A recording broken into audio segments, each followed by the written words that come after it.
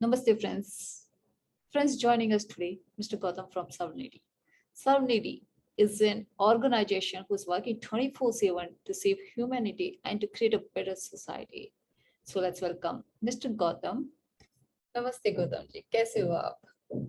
मैं ठीक हूँ, आप कैसी हैं? चलिए, तो बहुत बहुत बधाई आपको बहुत सारे अचीवमेंट्स के लिए। Thank you. So Gautam ji, Svanidhi की शुरुआत कैसे हुई? स्वनिधि की शुरुआत मतलब मेरा को थोड़ा डिफरेंट स्टोरी है, जी। थोड़ा टाइम लगेगा लेकिन शॉर्टकट में बताने की कोशिश हाँ। करूँगा। सबकी तरह मैं भी लाइफ में कन्फ्यूज़ था, मतलब क्या है मेरा लाइफ में गोल, क्या करना है, कुछ पता नहीं था। जब तक पता नहीं था अराउंड 25 इयर्स तक मैं अपनी लाइफ में अपने के लिए जिया था। जैसे पापा एक्चुअली आर्मी में थे, तो पापा आर्मी में बीएसएफ में थे, तो कंट्री के लिए सर्विस किया था उन्होंने। तो उसके बाद उनको देखता था मैं कहाँ, मतलब एक पेट्रियाटिक फीलिंग जो होती है ना कंट्री के लिए, वो देखता था बचपन से। लेकिन वो मेरा उम्र नहीं था कि मैं कुछ कर पाऊँ देश के लिए। तो एक राइट टाइम होता है सबके लाइफ में, तो मेरे टाइम के लिए वेट कर रहा था, अपना टाइम आएगा करके।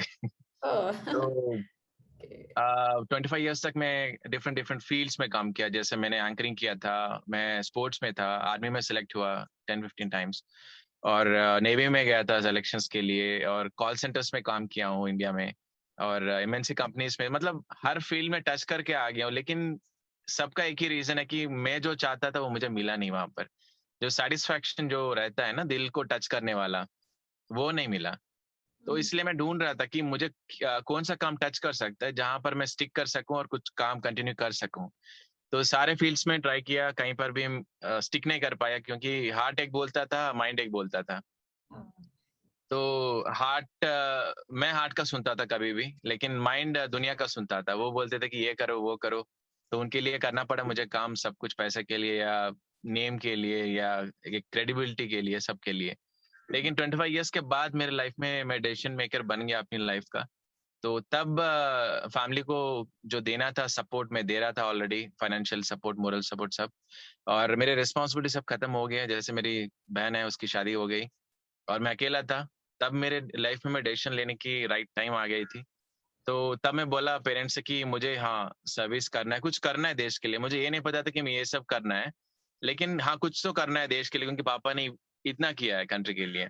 तो मुझे भी कुछ गिव, मतलब I need to give something back to the country. तब मुझे, मैं बोला 1 साल मुझे टाइम चाहिए। अब 1 साल आप अगर मुझे टाइम दे सकते हैं तो मैं अपने आप को प्रूव करूंगा कि हाँ मैं बोल नहीं रहा हूँ, कुछ करके दिखाने वाला हूँ। तब मैंने हैदराबाद आया। हैदराबाद आते ही मैं एक नेगेटिव साइड देखा एनजीओस का। मैं स्टार्टिंग स्टार्टिंग मेरा उसी से स्टार्ट हुआ, क्योंकि सब ऑब्वियसली नेगेटिव साइड तो देखते हैं, गिरते हैं फिर उठते हैं लाइफ में, वही तो होता है सबके लाइफ में। तो हैदराबाद आया मैं। हैदराबाद आने के बाद मैं एक एक सब्जेक्ट, जितने भी सब्जेक्ट्स के ऊपर मैं अभी काम कर रहा हूँ पास्ट 8 ईयर्स से, सबके पीछे एक एक पर्पस है। मतलब मैंने एक एक स्टोरी देखा है, अलग अलग स्टोरीज को देखा है। जैसे फॉर एन एग्जाम्पल मैंने जो मैं अन्नदाता प्रोजेक्ट है हमारा, जो हम लोग फूड के ऊपर काम करते हैं, तो उसके पीछे ये था कि भूख को देखो, हमें रियल भूख कैसे होता है और लोग कैसे तड़प रहे हैं भूख भूख से, और कितने लोग मर चुके हैं भूख से, ये भी मैं देखा हूँ। और मुझे बस यही करना था कि हाँ, मुझे बस सबकी तरह बोलना नहीं है कि अरे यार वो करेंगे ये करेंगे, वो करना ये करना है। You have to be the change, that's what I believe. तो वो चेंज मुझे बनना था। स्टार्टिंग में तो बहुत सारे हर्डल्स आए, जैसे स्टार्टिंग में कोई सपोर्ट नहीं करता था, पहले तो कोई ट्रस्ट भी नहीं करता था, क्योंकि अगर तब एनजीओ सेक्टर में आते हैं स्टार्टिंग में, तो लोग ऐसे रहते हैं कि वो मानते हैं कि ये कोई बंदा पैसे के लिए आया है, नेम के लिए आया है, या रिलीजियस कन्वर्शंस के लिए आया होगा, या कुछ पर्पस से आया है। मतलब एक नेगेटिव एंगल से देखते हैं पूरी कंट्री। जितने भी लोग होते हैं वर्ल्ड में, सब वही बोलते थे स्टार्टिंग में कि आप क्यों आए, हमें आपके ऊपर ट्रस्ट नहीं है। स्टार्टिंग में जब मैं स्टार्टिंग फेज में आया था, लेकिन मैं किसी से सपोर्ट पूछा नहीं, ये मेरी यूनिक थिंग है। अभी तक किसी से सपोर्ट कभी एक्सपेक्ट नहीं किया हूँ। मेरा काम ये था, मैं इतने सारे फील्ड को छोड़ के आने का एक ही पर्पस था मेरा, मुझे कुछ करके दिखाना है। मेरी रिस्पॉन्सिबिलिटी जो मुझे करनी है कंट्री के लिए, वो मैं एज अ सोल्जर करूंगा, एज अ सिटीजन करूंगा। अगर आपको पसंद हुआ मेरा काम, मैं जो कर रहा हूँ दिल से, तो आप लोग मुझसे ज्वाइन हो जाइए। वो सपोर्ट मान लो या रेस्पॉन्सिबिलिटी मान लो, इट्स अप टू यू। मुझे बस करके दिखाना था, ये मैं इसलिए इस फील्ड में एक स्टेप इन हुआ था मैं। जैसे मैं 2013 में मैं स्टार्ट किया था अपनी जर्नी यहाँ पर इस फील्ड में। अब तब मैं कोई नाम नहीं रखा था, सर्वनिटी नाम भी नहीं था। इंडिविजुअली मैं सीखने लगा कि ये फील्ड क्या होता है। मतलब अलग अलग सब्जेक्ट्स होते हैं, जैसे आपको पता होगा एनजीओस में एनजीओ एक ही वर्ड नहीं है ना, उसमें अलग अलग सब्जेक्ट्स होते हैं। जैसे कोई एनवायरनमेंट के ऊपर काम करते हैं, कुछ लोग एजुकेशन के ऊपर, कुछ लोग ऑर्फन्स के ऊपर, अलग अलग सब्जेक्ट्स होते हैं। तो मैं क्या किया, सारे सब्जेक्ट्स के ऊपर डीप में गया कि वो क्या होता है, उसके अंदर क्या करते हैं, मतलब फील्ड को पहले मुझे समझना था, स्टडी करना था, क्योंकि मैं अगर किसी से काम कर रहा है, अपने देश के लिए काम कर रहा हूँ, तो मुझे पहले अपने आप को जानना है कि मैं क्या कर सकता हूँ उस पर्टिकुलर सब्जेक्ट के लिए। तो पहले सब्जेक्ट को सीखा, उसके बाद अपने आप को समझा कि मैं क्या करने वाला हूँ, क्या करना है मुझे, क्योंकि उसमें इन एंड आउट सबको पता रहना है। कोई भी आप सब्जेक्ट अगर लेते हैं दुनिया में, आपको पता रहना है कि आपको क्या करना है पहले। तो मैं हर सब्जेक्ट में गया, जैसे फॉर एग्जांपल फूड के ऊपर काम किया। लेफ्ट ओवर फूड क्यों आता है कंट्री में, मतलब होटल्स में क्यों फूड बचता है, फंक्शंस में क्यों फूड वेस्ट हो रहा है, कितने लोग भूखे हैं सिटी में, ये सब सर्वे किया मैं पहले अपने आप इंडिविजुअली जाके। तो मुझे पता चला कि इतना tons of food every day waste हो रहा है कंट्री में, तो मैं क्या कर सकता हूँ। क्वेश्चन मार्क तो है, चलो प्रॉब्लम है कंट्री में, उसका मैं सोल्यूशन कैसे बन सकता हूँ, ये मेरा गोल था। तो मैं स्टार्टिंग में क्या किया, मैं तो ऑब्वियसली जाके फूड तो कलेक्ट करके लेके आने की बजट नहीं थी मेरे पास, क्योंकि ट्रांसपोर्ट चाहिए, लोग चाहिए, मैन पावर चाहिए। तो मैं पहले स्टार्टिंग फिस्ट ऑफ राइस करके एक प्रोजेक्ट स्टार्ट किया मैंने।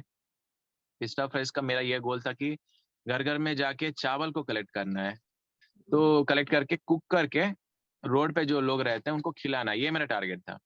क्योंकि चावल तो कोई भी दे देता है, पैसे देने के लिए तो 100 बार सोचते हैं लोग, लेकिन चावल देने के लिए तो सोचते नहीं है। वो तो ओल्ड डेज से हमारा एक चल रहा है ना, एक रीति चल रहा है कि हाँ, चावल तो चलो दे देते हैं। तो मैंने चावल कलेक्ट किया, उसके बाद में खाना खिलाना शुरू किया, लोगों को खाना खिलाता था मैं, वहां पे पैकेट दे के या प्लेट दे के नहीं आता था मैं, बैठ के आराम से खिलाता था सबको, जिसको मुझे खिलाना था, जो मुझे भूखा दिखता था या मुझे सही में लगा कि ये he is the real deserving hungry person, तब मैं जाके खिला के उसकी स्टोरी पूरे सुनता था मैं, कि आप क्यों यहाँ पर बैठे हैं और क्यों ये सिचुएशन आपको आया है करके पूरा स्टोरी सुनने के बाद मुझे, मेरा गोल ये था कि मैं उसको सिर्फ खिलाना नहीं है, मुझे मुझे उसको वहां से उठा के शेल्टर होम में डालना है, एक परमानेंट सॉल्यूशन देना, ये मेरा गोल था स्टार्टिंग में। लेकिन आपको वो परमानेंट सॉल्यूशन देने के लिए उस पर्सन को कनेक्ट होना है पहले, एक इमोशनल कनेक्शन, एक बॉन्डिंग क्रिएट होना है आपके बीच में उससे। तब तक वो आपका बात नहीं मानेगा, वो आपके ऊपर ट्रस्ट नहीं करेगा, ये सब इश्यूज रहते हैं एक नॉर्मल स्ट्रीट में जो लोग रहते हैं, होमलेस पीपल, और एक एनजीओ के बीच में। तो ये गैप मुझे फुलफिल करना था, मैं पहले उसके ऊपर काम किया। खाना खिलाना वर्कआउट हुआ, वहां पर लोग अपने स्टोरीज बोलना शुरू किया कि पेनफुल स्टोरीज, इस रीजन से मैं यहाँ पर रोड पे बैठा हूँ।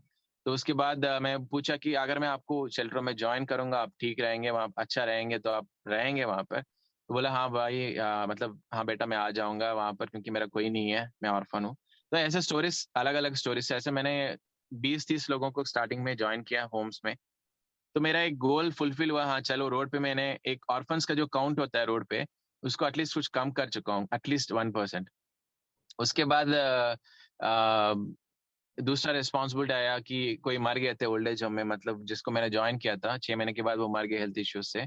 तो उन्होंने कॉल किया एनजीओस वाले ने, गौतम ऐसे आपने ज्वाइन किया है, वो मर गए हैं, तो क्या करें। अब क्या करेंगे, तो मुझे क्या पता है कि क्या करना है, मुझे तो कुछ भी नहीं पता था उस सब्जेक्ट के बारे में। तो मैंने 1 दिन 2 दिन घूमे उसके बारे में, तो बाद में मुझे पता चला कि उनका लास्ट रिचुअल्स करते हैं और वो ऐसा किया जाता है। तो हाँ, और लास्ट सेट से मैंने कुछ और भी एग्जांपल्स देखे, जैसे हॉस्पिटल, गवर्नमेंट हॉस्पिटल, तो आपको पता है कितना, कितने अलग अलग तरीके के लोग आते हैं वहां पर, स्पेशली पुअर पीपल। तो वहां पे एक सिचुएशन हुआ कि उनकी उनके हस्बैंड मर गए थे एक्चुअली, बच्चे और उनकी पूरी फैमिली रो रही थी उनके सामने। और मैं देख रहा था क्या होता है नॉर्मली, एक पुअर पर्सन, अगर एक फैमिली में कोई मर जाता है, हेड ऑफ द फैमिली, तो क्या होता है। तो मैं देख रहा था, रो रहे हैं, पैसे के लिए पूछ रहे हैं, हेल्प के लिए, अगर कोई देगा पैसे तो जाके दान संस्कार करेंगे कर, कोई नहीं आया हेल्प करने के लिए। फाइनली वो लेडी जाके, पास में एक पान शॉप है वहां पर, पॉन शॉप, तो जहां पर जाके वो अपनी मंगलसूत्र निकाली, उसको बेची, पैसा ले ली, वो जाके लास्ट रिचुअल्स कर दी। और लास्ट रिचुअल्स में भी फिर पैसा पूछ रहे हैं वहां पर दान संस्कार करने, क्योंकि गवर्नमेंट वाला नहीं है फ्री में करने के लिए, गवर्नमेंट वाले भी पैसा लेते हैं, ये भी आपको पता होगा। तो पैसा का वहां पर इतना इतनी प्रायोरिटी आ गई कि एक आदमी मर गया है, उसकी फैमिली रो रही है, वहां पर इमोशंस और ह्यूमैनिटी से ज्यादा पैसा का मतलब था वहां पर। तो ये मैं देखा, अब मुझे ये दिल पे लग गया था कि हाँ, अगर कोई सच में अनाथ की तरह मरे, उनका तो चलो फैमिली है, उनकी उनकी वाइफ है, उनके बच्चे हैं, सब करेंगे लास्ट रिचुअल्स, लेकिन इन्हीं की सिचुएशन इतनी वर्स्ट है, तो एक ऑर्फन की सिचुएशन और कितनी वर्स्ट होगी। तो ये मैं अपने अंदर ले लिया। मैं उसी दिन एक्चुअली मेरे अंदर बहुत डर था इसके खिलाफ कि कोई लास्ट रिचुअल्स करने से तो बहुत दूर की बात है, लेकिन जाके लास्ट रिचुअल्स को देखने से भी वो आत्मा हमारे पीछे भटकती रहती है या कुछ उनकी नेगेटिविटी हमारे अंदर आ जाती है। ये सब लोग बोलते थे, जो सुपरस्टिशियस लोग रहते हैं कंट्री में, वो ऐसा बोल के मुझे बड़ा किए हैं, मतलब ये होता है वो होता है करके। तो सब पूछते हैं कि गौतम आप कैसे इतने सारे रिचुअल्स कर चुके हैं अभी तक। मैं सिर्फ एक ही बोला था सबसे, अगर मेरे घर वाले कोई भी मर जाते हैं, कोई भी अनफॉर्चुनेटली कोई मर जाते हैं, कोई भी रिश्तेदार हो घर वाले, मैं उनको जैसे ट्रीटमेंट देता हूँ वही ट्रीटमेंट मैं उनको दूंगा, क्योंकि मैं उनको अपना मानता हूँ, पराई नहीं मानता हूँ। अगर आप किसी को भी पराई मानते हैं तो आप कुछ भी नहीं कर सकते हैं उसके लिए, आप एक्सक्यूज को ढूंढना शुरू कर देते हैं। आप अगर किसी को भी पराई नहीं अपना मान लेते हैं तो आप उसके लिए किसी भी हद तक जाके कुछ भी करेंगे आप। सिंपल सी आंसर है। तो मैंने यही किया। मैं जितने भी कर रहा हूँ सर्विसेज, सब में एक ही फंडा है, मैं अपना मान लेता हूँ लोगों को और उनके लिए कुछ भी हद तक जाता हूँ, करता हूँ, क्योंकि दिल आता है आपको करने में जब आप अपना मान लेते हैं तो बड़ी मुश्किल काम वही है। अपना मानना ही बहुत ही टफेस्ट काम होती है वर्ल्ड में।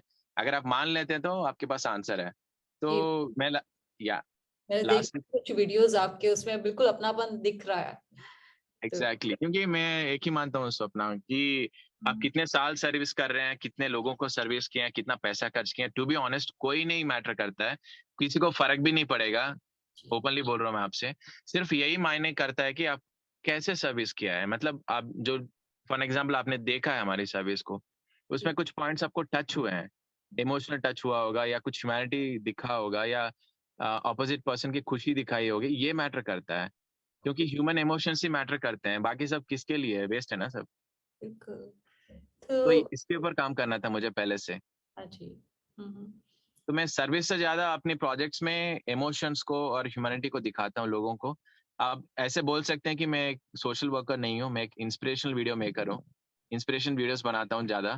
तो लोग बोलते हैं कि आप सोशल वर्क करते हैं, ये करते हैं, लेकिन मैं कभी देखा नहीं उस एंगल से कि मैं एक सोशल वर्कर हूँ।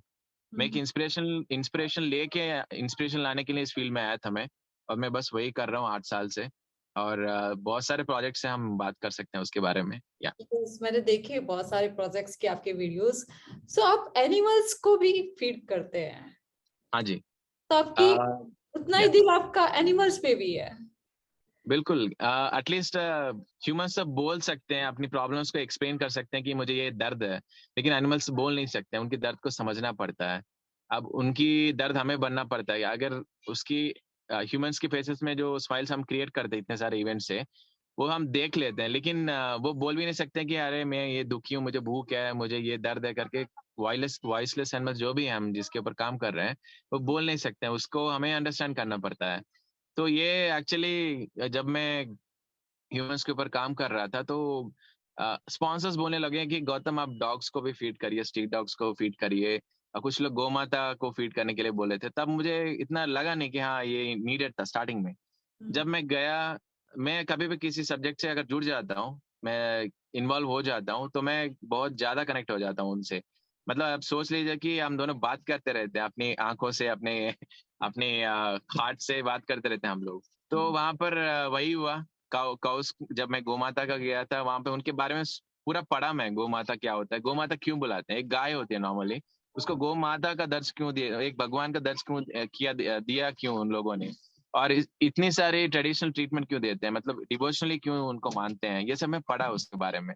पढ़ा उसके बारे में और उनकी वैल्यू जो है, जो गौ माता को वैल्यू देते हैं कंट्री में, क्यों इतना देते हैं, पूरा समझा मैं। उसके बाद में मैं अपना लिया कि हाँ मुझे भी ऐसे करना है और गाय को बचाना है, क्योंकि आपको तो पता है बहुत सारे लोग गाय को काटते हैं यहाँ पे इंडिया में। उसको मुझे बचाना था, उस ट्रेडिशन को चेंज करना था, माइंडसेट को चेंज करना था। ऑब्वियसली वो तो मैं पूरे कंट्री को, वर्ल्ड को चेंज नहीं कर सकता हूँ। एटलीस्ट जो मुझे जानते हैं लोग, वो अगर चेंज हो सकते हैं तो थोड़ा बहुत कुछ गाय को तो मैं बचा सकता हूँ, ये मेरा थॉट था। तब से मैं गौशाला गौ सेवा करके एक प्रोजेक्ट स्टार्ट किया। वहां पर हम लोग क्या करते थे, जिसके भी सेलिब्रेशन होते हैं, जैसे कोई बर्थडे, मैरिज एनिवर्सरी हो, हम लोगों को मोटिवेट करते हैं कि आप घर पे मत सेलिब्रेट करिए, यहाँ पर गाय को भूख है, यहाँ पर बहुत सारा भूख है, भूखे गाय है यहाँ पर गौशाला में, उनको जाके हम खिलाएंगे। तो वो लोग एक इनिशिएटिव लिए, पहले स्पॉन्सर, तो उसके बाद एक जर्नी स्टार्ट हो गया। अभी इट्स बीन 8 years। हम लोग पता नहीं कितने गाय को अभी तक फीड कर चुके हैं। बस यही लगता है कि हाँ आज खुश है गाय, इतने इतने गाय खुश है हमारे इससे सपोर्ट से। जैसे मिनिमम 100 गाय को हम लोग खिलाते हैं, कहीं पर भी जाए 100 काउस तो मिनिमम रहते हैं। 100 से 300 600 काउस को हम लोग फीड करते हैं। अब ओ पूरी क्रेडिट स्पॉन्सर्स को जाती है, क्योंकि हम बस करने वाले हैं, लेकिन पीछे से हमें पुश करने वाले स्पॉन्सर्स हैं। All the credit goes to them. तो उस या पेट्स का जब बात आता है, जैसे काउस है या स्पेशली डॉग्स है, तो डेफिनेटली बच्चे तो बहुत ही कनेक्ट हो जाते हैं। यस बच्चे कनेक्ट हो जाते हैं, बड़े लोग भी कनेक्ट होते हैं। जैसे गाय है, स्पेशली हिंदी लोग ज्यादा कनेक्ट होते हैं, आपको तो पता होगा, वहां पर तो ज्यादा मानते हैं हिंदी लोग। तो मेरा गोल यही था कि कौन कनेक्ट हो रहा है या नहीं, लेकिन मुझे जब मैंने गोल स्टार्ट किया, जर्नी स्टार्ट किया है, तो मुझे कंटिन्यू करना है बस। अब कंटिन्यू तो ऑब्वियसली सपोर्ट के बिना नहीं होती है। तो स्पॉन्सर्स अंडरस्टैंड किए मुझे कि गौतम एक लड़का है जो डेडिकेटेडली कुछ करना चाहता है कंट्री में कुछ सब्जेक्ट्स के ऊपर, तो उसको हमें सपोर्ट करना है। ये उनको अंडरस्टैंड मेरा काम बताया कि हाँ डेडिकेशन चल रहा है इस बंदे का। 8 साल तो कम नहीं होता है ना। जी बिल्कुल 8 साल एवरी डे काम करना डेफिनेटली मैटर होता है कंट्री के लिए, एवरी डे नॉन स्टॉप। तो हम्म एक प्रोजेक्ट के ऊपर नहीं है, अभी हम लोग तो सिर्फ 2-3 प्रोजेक्ट्स के ऊपर बात किए हैं, अभी बहुत सारे प्रोजेक्ट्स हैं, हम लोग बाकी कन्वर्सेशन में बात करेंगे। मैंने देखा सो कभी गौतम जी कभी ऐसा हुआ कि किसी अनफॉर्चुनेट बच्चे का या किसी का बर्थडे सेलिब्रेट किया उनके आपकी फीलिंग्स उस वक्त क्या थी और उनकी फीलिंग्स क्या थी उनके एक्सप्रेशंस क्या थे आ, जैसे हम लोग होम्स हैं, वहां पर किसी बच्चे का बर्थडे होता है, तो नॉर्मली वो लोग, उनको पता भी नहीं होता है उनके बर्थडे है। तो वहाँ पे जो मैनेजमेंट वाले रहते हैं वो बोलते हैं कि आज इस लड़के का बर्थडे है आज। तो एक्चुअली हम लोग गए वहां पर स्पॉन्सर्स का बर्थडे सेलिब्रेट करने, मतलब उनके बच्चे का बर्थडे सेलिब्रेट करने हम लोग एक्चुअली जाते हैं। लेकिन अनफॉर्चुनेटली कैसे होता है वहां पर, वहां पे जो बच्चा रहता है स्टे करता है उसका बर्थडे होता है।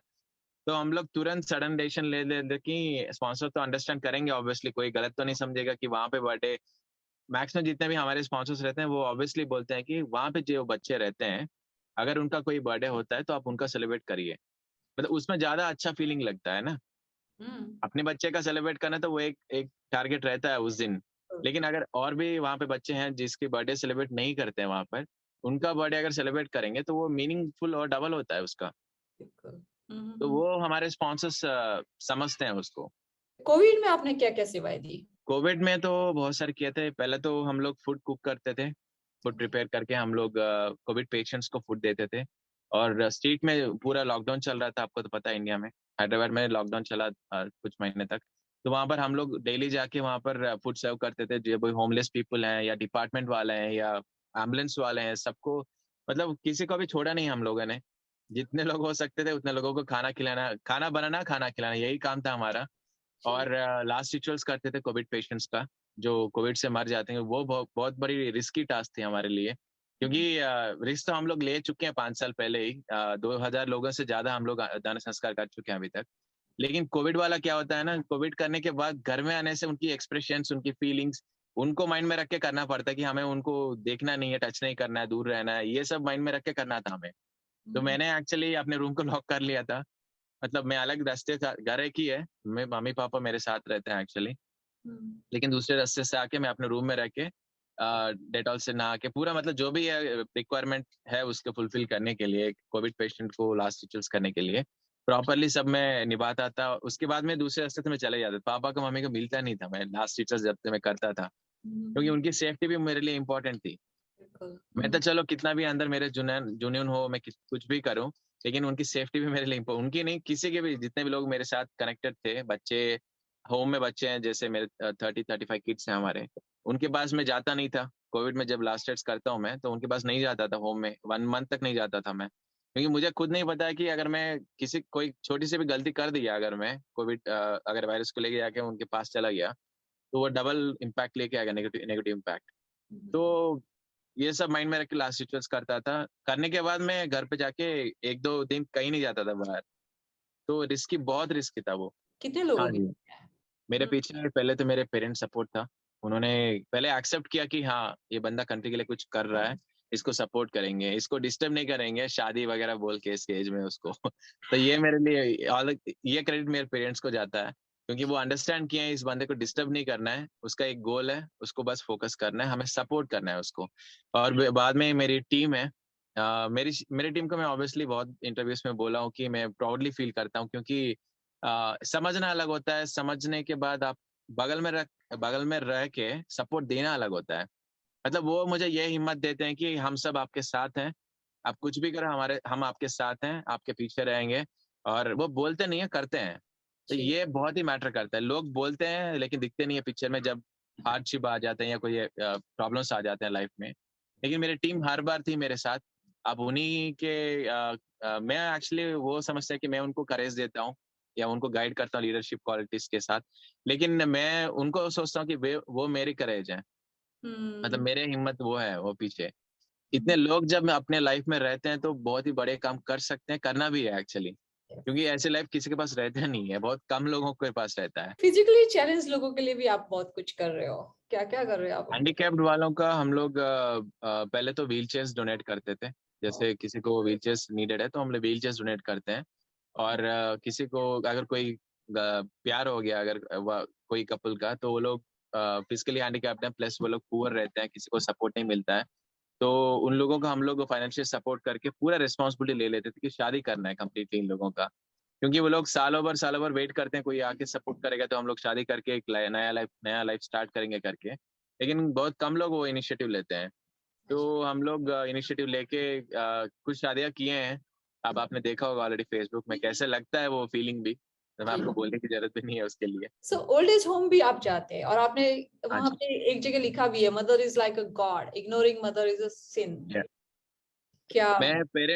मैं सारे जितने भी सब्जेक्ट्स का के ऊपर काम कर रहा हूँ, सबसे ज्यादा मैं पेरेंट्स को ज्यादा रेस्पेक्ट देता हूँ। क्योंकि अगर वो नहीं तो हम नहीं है।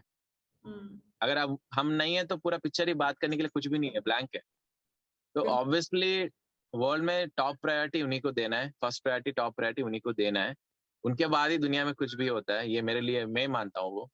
अब मैं जब मानता हूँ तो मेरे साथ जो भी लोग हैं उन लोगों को मानने के लिए फोर्स कर दिया मैं ऑलरेडी क्योंकि वही रियलिटी है, पेरेंट्स के बाद ही कुछ भी होती है। जी, तो मैं यही बोलता था सबको कि आप कैसे भी रहो पर्सनल लाइफ में, कैसे भी कुछ भी करो, एंजॉय एंजॉय करो लाइफ में, लेकिन पहले पेरेंट्स को खुश रखो। हम्म। जब तक उनके फेसेस में स्माइल्स हैं, तुम दुनिया में कुछ भी करो। बिल्कुल। लेकिन जब वो दुखी हैं, तो पहला प्रायोरिटी तुम्हारा वही बनता है कि पेरेंट्स को खुश रखो। क्योंकि बिल्कुल। वो अगर दुखी रहेंगे, तुम्हारी लाइफ हैप्पी नहीं रहती है, इनकम्प्लीट रहेगी पहली बात तो। अब Exactly. लोग ऐसे हैं कि इंडिया में, मतलब मैं खुद ही देखा हूँ इसीलिए बोल रहा हूँ। हम्म। पैसा ज्यादा रहता है लोगों के पास लेकिन दिल नहीं रहता है। दिल रहता है तो टाइम नहीं रहता है। हम्म। अगर वो पेरेंट्स को दिल में लेते हैं तो टाइम ऑटोमेटिक क्रिएट कर सकते हैं। अगर वो दिल पे नहीं लेते हैं तो एक्सक्यूज बोलते रहते हैं कि मैं बिजी हूँ, मैं वो हूँ, ये हूँ करके। हम्म। तो पेरेंट्स को एक टॉप प्रायोरिटी देने से तुम तो पूरा टाइम उन्हीं के पास रहोगे। Yes, you get the blessings, right? Exactly. और कोई भी पेरेंट्स ये नहीं सोचते हैं कि ये मेरा लड़का या लड़की मुझे करोड़ों रुपए देना है या बड़े बड़े बिल्डिंग पैलेस देना है, ये कोई समझता नहीं, कोई एक्सपेक्ट नहीं करता है। उनकी बेसिक एक्सपेक्टेशन ये रहते हैं कि मेरे साथ जब मैं ओल्ड हो जाऊंगा या हो जाऊंगी तो मेरे साथ रहना है मुझे। जब मैंने जैसे बच्चे जब बच्चा था ये मैं उसको देखी थी या देखा था, ऐसे मुझे देखना है, एक थोड़ा सा प्यार देना है बस, वो that's all they expect. Yes. अब दुनिया में तो आपको पता है ये कमी हो गई है आजकल। हम्म। प्यार देना ही कमी हो गई है, प्यार को भी लोग बांट रहे हैं पैसे में आजकल। So आप प्यार बांट रहे हैं ना? मेरा तो फ्री सर्विस है ना मैं फ्री में बांटता हूँ प्यार को। तो आप बच्चों के लिए सीक्रेट सांता भी है, तो कैसे खुशी देते हैं बच्चों को क्रिसमस पे? बच्चे या पेरेंट्स के बाद तो मेरा सेकंड प्रायोरिटी बच्चे ही होते हैं, क्योंकि मेरी लाइफ आधा तो मेरा लाइफ पूरा बच्चे से ही गुजर गया है। एक्चुअली आपने बोला था ना कि आपकी इंस्पिरेशन क्या है वो सब, तो मेरा थोड़ा सा इंस्पिरेशन मैं बच्चों से भी लिया हूँ। स्टार्टिंग में जब मैं इस फील्ड में आया था, मैंने स्टार्टिंग में जब आया था ऑर्फन्स के ऊपर काम किया है मैंने। उनकी स्टोरीज में लिखता था एक्चुअली। ओह। उनकी जो पेनफुल स्टोरीज होती है वो क्यों यहाँ पे आए हैं, कैसे कैसे प्रॉब्लम्स लोगों ने स्ट्रीट में जब थे फेस किए, ये सब मैं लिखता था। तो मुझे पता चला कि एक 5 साल का बच्चा या बच्ची, जब वो उसके पेरेंट्स नहीं है ये भी पता है उसको, वो कैसे जिएगी ये भी नहीं पता है दुनिया में, इतनी सारी इतनी हार्श दुनिया में। वो खुद ही खुश है और वो बोल रही है कि मुझे पढ़ना है, मुझे बड़ा बनना है, मुझे ये करना है वो करना है। जब किसी का होता नहीं है तो वो दुख अलग होता है, वो सब भूल के वो एक मोटिवेशनल स्पीकर की तरह मुझे बोल रही है भैया मुझे वो करना है, ये करना है, लाइफ ऐसे होता है। तो मैं क्यों गिव अप करूं लाइफ में, मतलब मुझे तो ऑब्वियसली उसके उससे ज्यादा 100 टाइम्स और भी कुछ करना है देश के लिए, कुछ कुछ करके दिखाना है लोगों को। तो वहां से मैं थोड़ा सा मोटिवेशन लिया। जब एक ऑर्फन गर्ल जिसको कोई नहीं होता है, वो इतनी स्ट्रांग है दिल से, कुछ करना है, कुछ बनना है करके, तो हम्म, ऐसे लोगों, ऐसे बहुत सारी लड़कियों का मैं स्टोरी लिखता था वहां पर। तो मुझे पता चला, वहां से मैं थोड़ा मोटिवेशन लिया और उनसे सीखना है कि नेवर गिव अप एटीट्यूड को बनाना है मेरे अंदर। तो वो मैं एटीट्यूड वहीं से सीखा था। कभी भी लाइफ में कोई भी मतलब कुछ भी हो जाए तुम्हारी लाइफ में, पर्सनल लाइफ में या प्रोफेशनल लाइफ में, लेकिन गिव अप मत करना कभी भी लाइफ में। जब तक तुम गिव अप नहीं करोगे, तुम हारे नहीं हो कभी भी। जब बिल्कुल। लाइफ में गिव अप कर देते हो तुम हार गए हो कम्प्लीटली। या दैट्स ट्रूली मैं मोटिवेट। यही सीखा। और कितने भी प्रॉब्लम्स आए, बहुत सारे प्रॉब्लम्स को मैंने फेस किया, क्योंकि कोई भी बंदा इस फील्ड में इतने साल से टिका नहीं होता है, इतने इतने सारे काम करते हुए। जी। शायद मैं पहला इंडियन हूँ या पहला ह्यूमन हूँ इतने काम करते हुए, इतने सारे हर्डल्स को फेस करके यहाँ तक आया हूँ। और डेफिनेटली मैं ये प्राउडली बोल सकता हूँ कि हाफ ऑफ द क्रेडिट उनके लिए जो मीडिया है, आप मीडिया समझ लो, मीडिया को। और हाफ ऑफ द क्रेडिट मेरी टीम को और बाकी सब स्पॉन्सर्स को, क्योंकि इन तीनों के सपोर्ट से मैं यहाँ तक अभी खड़ा हूँ आपके सामने। अगर वो तीनों नहीं रहते हैं, मेरा ड्रीम ड्रीम ही बन जाता, अभी तक रियलिटी में नहीं ही ट्रांसफॉर्म होता वो। जी। So there is one more project कि या United for a Cause, Kitchen for a Cause। Kitchen क्या? For a cause. या क्या था ये? Kitchen for a cause actually वो यूट्यूब चैनल था हमारा। हम्म, वो इसलिए स्टार्ट हुआ था कि एक्चुअली तीन ड्वार्फ लड़की थी, एक्चुअली आप देखे होंगे उस वीडियोस में। हम्म, तो वो हमें कॉल की थी, भैया हमें कुछ जॉब दे सकते हैं, क्योंकि हम लोग कुछ करना चाहते हैं, कुछ करके कमाना चाहते हैं घर में, क्योंकि आपका घर नहीं चल रहा था उनका। तो उस टाइम एक थॉट आया कि हाँ, हम लोग तो नॉर्मली इंस्पिरेशन वीडियोस में कभी कभी कुकिंग कर देते थे गलती से, क्योंकि मुझे कुकिंग नहीं आता है, ये भी बोल रहा हूँ मैं आपको। okay। सीख के करता था वहां पर, जो लोग बोलते थे करता था शूट के लिए। तो लड़की तीनों ने फोन किया, भैया कुछ काम है तो दे दीजिए। तब एक छोटा सा थॉट आया कि इन लोगों को इंट्रोड्यूस करेंगे दुनिया को, क्योंकि मेरा यही गोल था कि जो लोग जिसको बगल में रख देते हैं, इग्नोर करते हैं, उन लोगों को स्पेशल बनाना था, मेरा काम ये था। अब वो स्पेशल कैसे बनाते हैं ये मेरे अंदर था, ये मेरा टास्क वही था। हम्म, तो मैं लिया और हम लोगों ने बैठ के बात किया कि कैसे करने से पब्लिक रिस्पॉन्स ज्यादा अच्छा रहेगा। और पहला वीडियो जब हम लोगों ने शूट करके उनका डाला यूट्यूब में, पहला ही वीडियो था वो, उसमें ऑलमोस्ट 5.9 मिलियन थे व्यूज। 5.9 मिलियन यूट्यूब में पहला वीडियो, अब बहुत मैटर करता है वो। गजब। तो वो लोग फेमस हो गए। हाँ, हाँ, अब लोग बोलते थे कि आपके साथ हैं इसीलिए वो फेमस हुए, लेकिन मैं बोलता था कि उनके साथ मैं हूँ इसीलिए ज्यादा लोग को मैं पता कर रहा हूँ, लोग मुझे जान रहे हैं। ओके। वो उनके अंदर एक स्पेशलिटी होती है, सब लोग इग्नोर करते हैं, जो स्पेशली एबल्ड पीपल रहते हैं, उसके अंदर मुझे कुछ मैजिक दिखता है। हम्म, नॉर्मल पीपल से ज्यादा उन्हीं के अंदर मुझे ज्यादा मैजिक दिखता है, क्योंकि स्पेशल पीपल इसीलिए बुलाया जाता है उन लोगों को, एक रीजन होता है उसका। उनके अंदर एक स्पेशलिटी होती है, उसको जानना एक टैलेंट होता है, जानने के बाद उसको दुनिया को दिखाना एक रेस्पॉन्सिबिलिटी होती है। हम ये तीनों कर चुके थे, पहले तो जान लिया उसके अंदर स्पेशलिटी क्या है, और उसके बाद हम लोग रेस्पॉन्सिबिलिटी लिए उन लोगों को शाइन करना है वर्ल्ड में। उसके बाद हम लोगों ने काम किया हम्म, और प्रैक्टिकली प्रूव होते लगा, सब लोग उन लोगों के जाके ऑटोग्राफ पूछने लगे, उनके फैंस बनने लगे। तो अलग ही लेवल में जा रहा था वो। ओके। और उसके बाद अनफॉर्चुनेटली लॉकडाउन आ गया। ओ, हम्म, लॉकडाउन आ गया तो हम लोग पॉज करके रखे हैं उस पर्टिकुलर चैनल को और वीडियोस को, क्योंकि ओके। उन लोगों को रिस्क में डालना मुझे पसंद नहीं था। मैं इसीलिए बोला हम लोग सपोर्ट करेंगे लेकिन आप बाहर मत आना। तो वही चल रहा है अभी फिलहाल तो, हाँ जी। किचन फॉर ए कॉज का। तो किचन फॉर ए कॉज आपको पता है कॉज क्या है? हम हम्म, लोग जितने भी कुकिंग करते थे सब जाके ऑर्फनेज में या ओल्ड एज होम्स में डिस्ट्रीब्यूट करते थे। कॉज वही था कि उन लोगों को खाना खिलाना है। हम्म। तो इनका का कॉज यहाँ पर ये भी था कि स्पेशल पीपल को मुझे इंट्रोड्यूस करना है और ऑर्फन्स की सेवा करना है वहां पर जाके। Okay. So vision and mission क्या है सर्वनिधि के? एक तो देखो, मैं भूख को जितना हो सकता है मुझसे मैं वो मिटाना चाहता हूँ कंट्री से, रोकना चाहता हूँ पहले पहले, उसके बाद मैं मिटाना चाहता हूँ, क्योंकि दोनों अलग चीज होती हैं। आप भूख को एक दिन मिटा सकते हो, लेकिन जिंदगी भर मिटाने के लिए उसको कंप्लीट एरेडिकेट करना पड़ता है। अब एरेडिकेट करने के लिए आपको उस लेवल में रहना पड़ता है। जैसे फॉर एग्जांपल, आप इंडिया में हर जगह में एग्जांपल आपकी टीम है, और आप 1 लाख लोगों को हर सिटी में अगर खिला सकते हैं, तो आप कुछ हद तक आप भूख को मिटा सकते हैं। अब उस हद तक तो सिर्फ अभी तक इंडिया में इस्कॉन टेम्पल वाले, मतलब अक्षय पात्रा वाले, वो लोग पहुंच चुके हैं ऑलरेडी। और उसके बाद जो इतने सारे लोगों को फीड कर रहे हैं रेगुलरली डेडिकेटेडली, वो शायद सर्वनिधि है ओह, सिंस 5 years। ओके। तो अच्छा लगता है, मतलब मैं ये बात बोल रहा हूँ, मैं सबको खिलाने की बात नहीं कर रहा हूँ। मैं सिर्फ जो होमलेस पीपल रहते हैं या स्लम में पीपल रहते हैं, ऑर्फन्स रहते हैं, इनकी बात कर रहा हूँ मैं। ओके। टेम्पल्स में खिलाते हैं तो बहुत बड़े लोग हैं, जैसे आपको तिरुमला तो पता है, टेम्पल बालाजी टेम्पल, वहां पर तो लाखों लोग को खिलाया जाता है हर दिन। और हरिद्वार में भी गोल्डन टेम्पल में भी खिलाया जाता है। गोल्डन टेम्पल में भी है, हाँ जी। मैं तभी खुश रहता हूँ जब मैं कुछ बड़ा करता हूँ और लोगों की एक्सपेक्टेशंस को एक्सीड करके कुछ करता हूँ, तभी मैं खुश रहता हूँ। अगर जी। कोई बंदा बोल दिया कि तुम भी ऐसे कर रहे हो सबकी तरह, मैं खुश नहीं रहता हूँ। उसके एक्सपेक्टेशंस को एक्सीड करना है मुझे हर वक्त। हाँ हाँ। जैसे मैंने आपको बोला है, मैं स्टार्टिंग में फूड सर्व करता था लोगों को, तो लोग बोले ये तो सब कर रहे हैं। मैं था वहां पे खुश नहीं था, मुझे कुछ अलग करना था। मैं बोला चलो मैं इन लोगों को ज्वाइन करके दिखाता हूँ, मुझे परमानेंट सॉल्यूशन देना है कंट्री के लिए, टेम्पररी सॉल्यूशन एक बार फीड करके नहीं जाना है। तब लोग बोले हाँ ये भी कर रहे हैं लोग तो, मतलब रेस्क्यू करते हैं ना, जैसे रेस्क्यू ऑपरेशन बोलते हैं हम उसको, हाँ। लेके जाते हैं शेल्टर होम्स में ज्वाइन करते हैं, वो भी हो रहा था उस टाइम में। लेकिन इसकी ये वहां तक एक्सपेक्टेशन रखे थे लोगों ने। उसके बाद में जब मैं लास्ट रिचुअल्स करना शुरू किया, पिंडदान करना शुरू किया, सबकी एक्सपेक्टेशंस को एक्सीड हो गया। तब बोला ये तो नहीं करते हैं कोई भी ये तो बहुत कम लोगों करते हैं, बहुत लोग, करोड़ों में से एक लोग करता है होंगे शायद।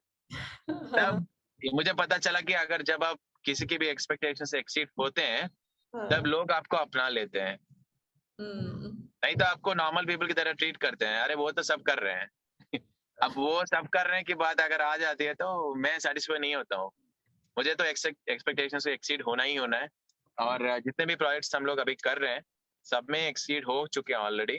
लेकिन अभी बड़े रेस्पॉन्सिबिलिटीज लेने वाले हैं। जैसे फिलहाल अभी हम लोग 1000 से 2000 लोगों को खिला रहे हैं इंडिया में, अलग अलग सिटीज में। मेरा गोल, नेक्स्ट गोल ये है कि शायद अभी कोविड के लिए थोड़ा डिले हो रहा है गोल, नहीं तो अभी तक हो जाता शायद। 1-2 साल के अंदर हमें डेली एटलीस्ट 20,000 30,000 पीपल को फीड करना है। ओके। शायद हाफ ऑफ दिस सिटी को हम कवर कर सकते हैं एटलीस्ट, जो रियली हंग्री पीपल है। सबको नहीं खिलाने वाला हूँ मैं मैं कोई गवर्नमेंट नहीं हूँ सबको खिलाने के लिए। और मेरे स्पॉन्सर्स का मनी जो भी है वो हार्ड एंड मनी है, वो एक उम्मीद से मुझे देते हैं कि ये बंदा सही बंदे को रीच करेगा। हम्म। तो ये मेरी कोशिश रहती है हर वक्त कि सही में जो भूख होता है, भूखे रहते हैं, उन्हीं को वो खाना जाना चाहिए। जी। हाँ। आप, ये तो गोल था एक है। और दूसरी ये है कि मेरे मुझे जितने भी ऑर्फन्स लोग हैं कंट्री में, सबको एक रेस्पेक्ट देना है पहले। उसके बाद उनको एक परमानेंट सॉल्यूशन देनी है। जैसे उन लोगों की जो स्ट्रीट में जो संख्या है उसको कम करना है मुझे। बिल्कुल। मतलब जहां पर भी मैं रहता हूँ, ये मेरी टीम रहती है, जहाँ मेरी कोशिश रहती है, वहां पर एक झंडा तो मुझे गाड़ना ही गाड़ना है कि orphan free country, hunger free country करके मुझे एक गाड़ना है। ये मेरा टारगेट है एक्चुअली। अब मैं कैसे करूंगा, कितना हार्ड वर्क करना है, अभी मुझे ये कुछ भी नहीं पता है। बस एक ही पागलपन है कि हाँ मुझे करना है।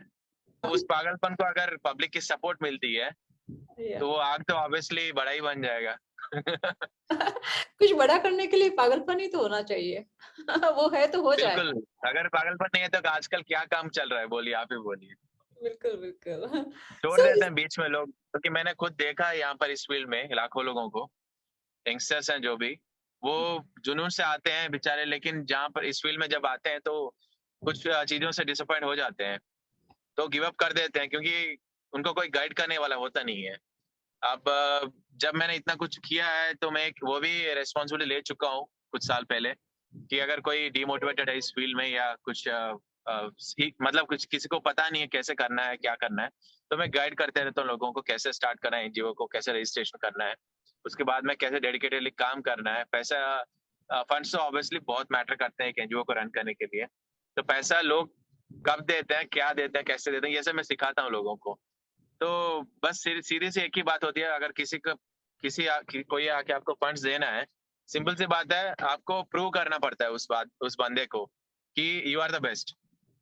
अब वो तो मैं सिखा नहीं सकता हूँ ना, उसको खुद करना पड़ता है। तो ये सर्वनिधि कौन कौन से शहर में स्थित है?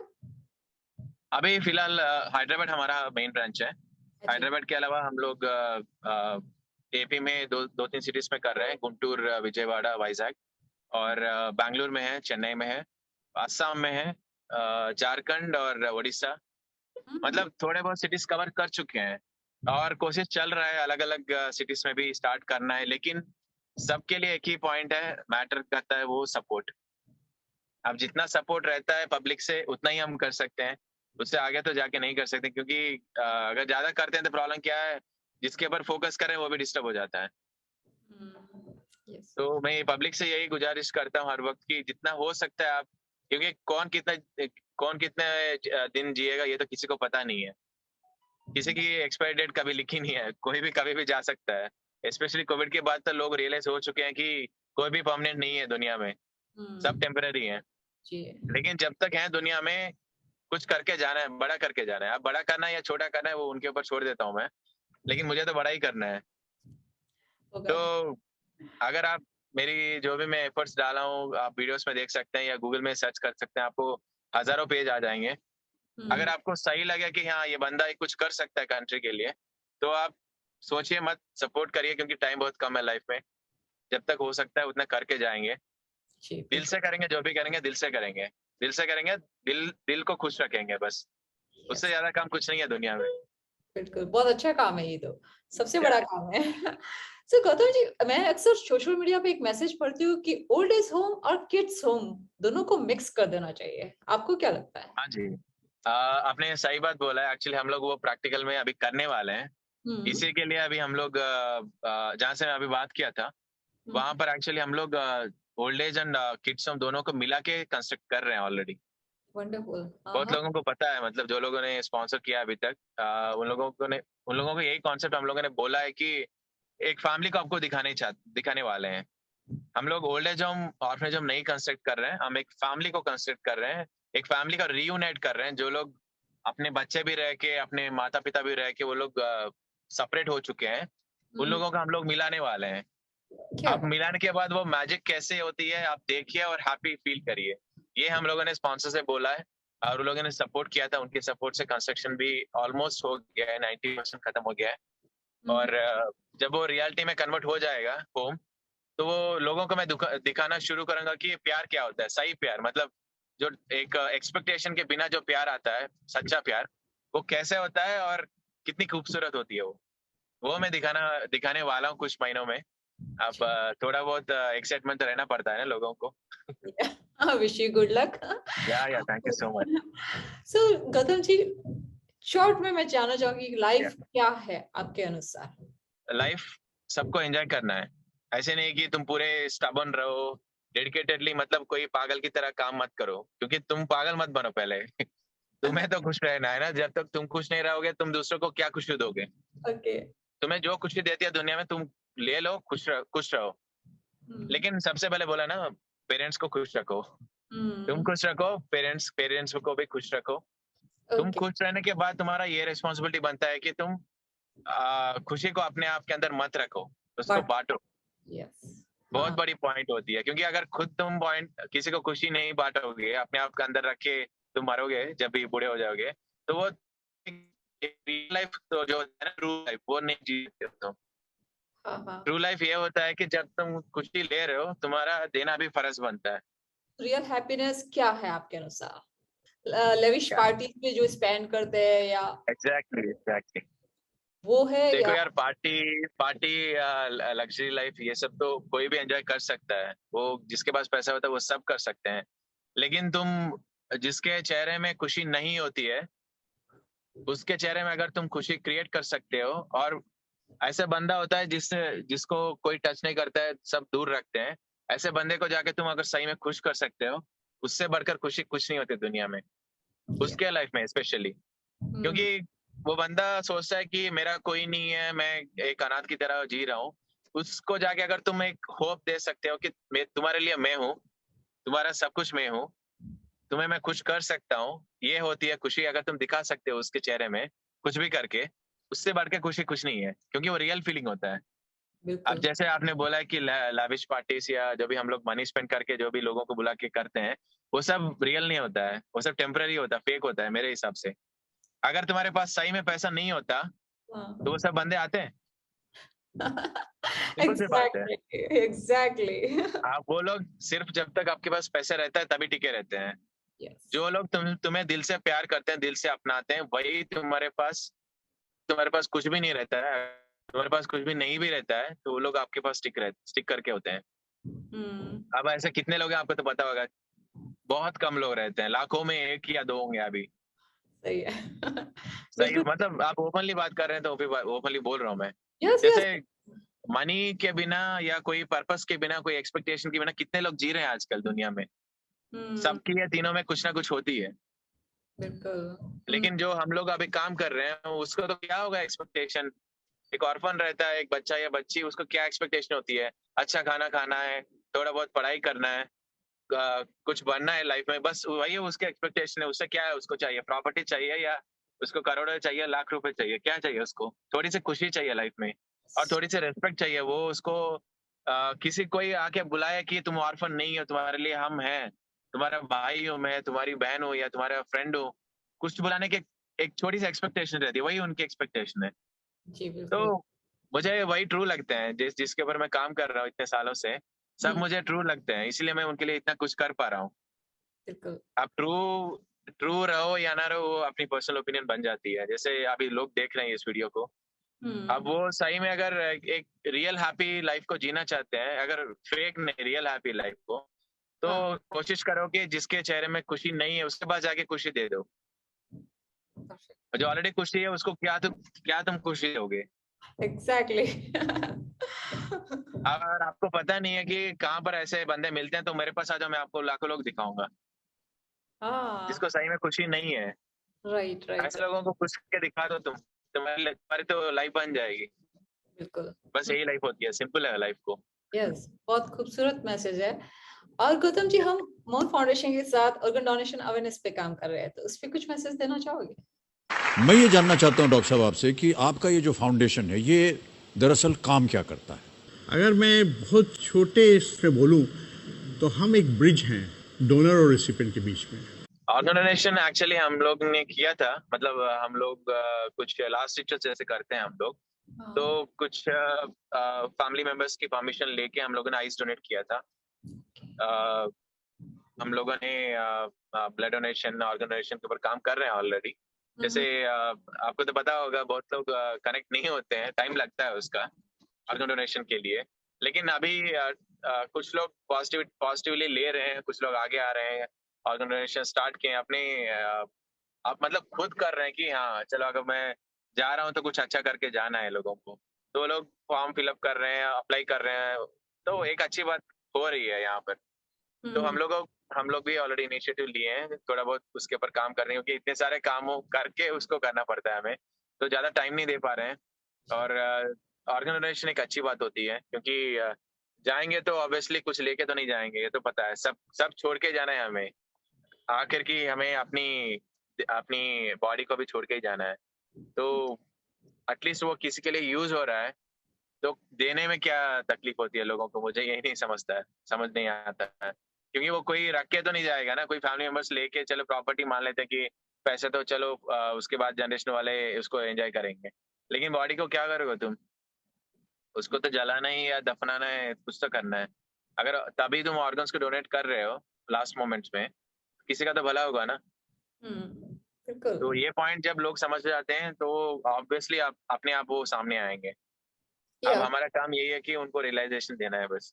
यस, कुछ रिलीजियस मिथ्स है जो वो क्लियर करनी है उनके दिमाग में, या दैट्स ऑल। So exactly. या गौतम जी, हम आपको अहमदाबाद इनवाइट करते हैं। आपको हम अहमदाबाद इनवाइट करते हैं and there is free cruise trip for you.